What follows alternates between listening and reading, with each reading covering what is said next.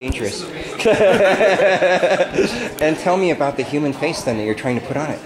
I mean, basically, the reason that Oxfam is focused on climate change is because with their work in the field in over 120 different countries, they see the effects of climate change firsthand, how it's already affecting the world's poor. Give me some examples. I mean, examples would be like in Uganda, villagers having to walk 5, 10, 15 miles further than they always had to just to find water. Really? We're already losing water in various places? We're already losing water in various places. And so, I mean, Oxfam's stance is... I've heard too, maybe Darfur is really just related to climate change. Exactly. I mean, if you look at the desertification of Darfur and how that's led to the conflict of nomadic herders clashing with farmers, and that's kind of how the whole conflict started. There have been secret studies that have been released out of the Pentagon that say that our next few wars may be just related to climate change. Exactly. I mean, it's all about, I mean, climate change also relates to like national security issues for sure. I mean, because with loss of resources such as water and food and like, you know, extreme droughts and floods and whatnot, it's going to lead to mass migrations, which is, I mean, any mass migration. I think it's like 90% of the world's population lives within 100 miles of the ocean. It might be that few of them have to move back. That's an interesting example. I mean, Bangladesh, I forget exactly what the numbers are, but I believe it said something. If sea levels continue rising as they are, that, I forget what, a huge proportion of the country, I think like well over, almost half the country, not exactly sure on these numbers, will be forced to migrate out of where they currently are. Yeah. Which, I mean, Bangladesh is already a very small country, so that leads conflict. Like, are they people who don't care about Bangladesh should look at the map of Florida carefully and see that there's a spine on the western wall, and that may be the only thing sticking out in a few hundred years. Miami would be gone. Yeah, no, and for Oxfam, that would be expensive, I think. And that's why Oxfam's big push on climate change is, for starters, stop hurting. So we need to have the U.S. cut carbon emissions and be a world leader in getting the whole world to cut carbon emissions. But then they also need to start helping, which is why we're pushing hard in the climate change legislation to have funding for adaptation projects to help poor communities both in the U.S. and abroad adapt to and deal with climate change. I saw Bill McKibben a few weeks ago here, and he brought up how we were already maybe killing people around the world thanks to climate change, and that what percentage of it is caused by the U.S. Yeah, and it's very true. And the tough part is, there's no just one single issue that you can put like, oh, that mass flood was caused by. You can't just point to it. But if you look at just like the lead up, I mean, Katrina was an excellent example of how those who are hit hardest by natural disasters. That was a strange hurricane. Are poor communities. While it only hit the Earth at 3, it was twice as wide as normal 3-level hurricanes. It also went roughly to almost level 6. It almost pegged it. And so here's our problem with the hurricane model. It only extends to 5. But it looks as though we may have already had level 7 hurricanes hit Australia. But since our ruler only goes to 5, we were told it was a 5 hurricane. And same with tornado model. It also goes to 5. It looks like we've already had level 6 tornadoes, and that's climate change again. Yeah, and I mean, and with climate change, like I said, you can't pin down one specific natural disaster, but the frequency and the severity of them becomes more and more and more. And I think Will Steger said to me that the events are fewer, but they're more intense. Yeah. That you're getting the same amount of rain roughly, but it's now in fewer events and they're really intense. Exactly. I mean, Bangladesh, I mean, not to dwell on Bangladesh, but it's an excellent example because yearly flooding, they require flooding. I mean, flooding helps them because it floods the rice paddies, helps agriculture, helps them survive.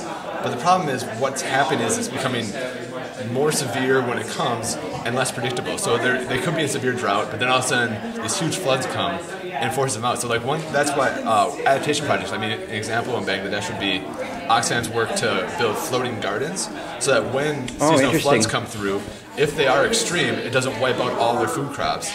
And so that's... What do you want to grow in those gardens for them? What do they normally grow there? I mean, just any kind of like food stuff. I mean, any kind of like whatever their daily meals are. Really? I like that. I like it better than when we go over there and say you should make Nikes for your economy. Yeah, no, and that's one example of that. I mean, another example, just very cost efficient, is a radio. Just have each village have a radio so that when flooding does come, they can get. You have warning. They have warning, like say, oh, there's heavy rains in India. In the next week, it's going to be flooding. Everyone needs to get to higher ground. And disaster preparedness. That's kind of work is what Oxfam is really pushing. Interesting. While we're worrying about whether they should have one laptop per child, we don't yet have one radio per community. It's true, yeah. I mean, another example would be, I mean, women tend to be, women and children tend to be like the ones who are most affected by natural disasters. And I mean another. Why would you say that? Just because women tend to be the ones who are at home, especially with or maybe lower economic levels. Exactly, they're the ones that are responsible for the children, for getting water and everything. So they're the ones that are most hit by climate change. And I mean, another example of adaptation projects that's really simple is swim lessons, because a lot of women, especially in a lot of countries, have very like heavy dress on, and when floods come, they're the ones that tend to drown because they A, don't know how to swim, and B, have on the heaviest clothing. So I mean, that's another just simple adaptation project that's easy to fund that can help people survive while we help them survive the immediate crisis that they're feeling while addressing the larger crisis of cutting carbon emissions. So you're from where? We're from, I'm a volunteer with Oxfam Action Corps Minnesota, which is an affiliate of Oxfam America. So where do we find you? If you go to our Facebook, if you go to Facebook, you can if you just search for Oxfam Minnesota, you can come to our webpage. Volunteer with Oxfam Action Corps Minnesota, which is a local organization that's volunteer run that supports Oxfam America. And for those not familiar, what Oxfam America does is they're international relief and development organization. They have ongoing programs in over 120 different countries where they focus both on immediate humanitarian crisis response work and long-term sustainable development work. And with that, a lot of people ask, well, what's with you? If they're a development organization, why get involved with climate change? And the reason that Oxfam America has taken a huge focus on climate change is to really raise awareness to the human face of climate change, and to focus and raise awareness about how people who are already struggling with extreme poverty in poor communities around the world are those who are hit worst and first by climate change, are already feeling effects by it, have done the least to cause it, and have the least ability to deal with it.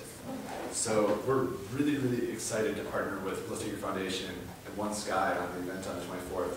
And basically what Oxfam's role is, and what we've been focusing on is, as far as the climate change bill goes, is we need to make sure that the U.S. first stops hurting, so we need to cut our carbon emissions, but then we also want to make sure that we start helping. So we want to make sure that in any bill, there's funding for adaptation projects to help poor communities both in the U.S. and abroad adapt to and deal with climate change, and basically just help communities who are already struggling with poverty survive the onslaught that is the hardships of climate change. And examples of that would be just a lot of disaster preparedness. So I mean, one example of an adaptation project would be in New Orleans, just making sure that when a hurricane comes, there's a plan that has buses gassed up, ready to go with drivers to get everybody out, to help poor communities down in the Gulf Coast, to something as simple in Bangladesh as providing each village a radio so they know when floods are coming and they can get to higher ground. And just simple adaptation, basically just as kind of just a way to help them survive long enough until we figure out how to get down to the 350 mark that we're working on. And we're also really pushing hard to make sure that when the U.S. delegation goes to Copenhagen, they have a strong climate change bill to bring to Copenhagen to help lead in a diplomatic measure to just make the U.S. a firm leader in the talks of Copenhagen. So that's why we're involved, and we're happy to be involved, and thank you so much for having us over here. Thank you.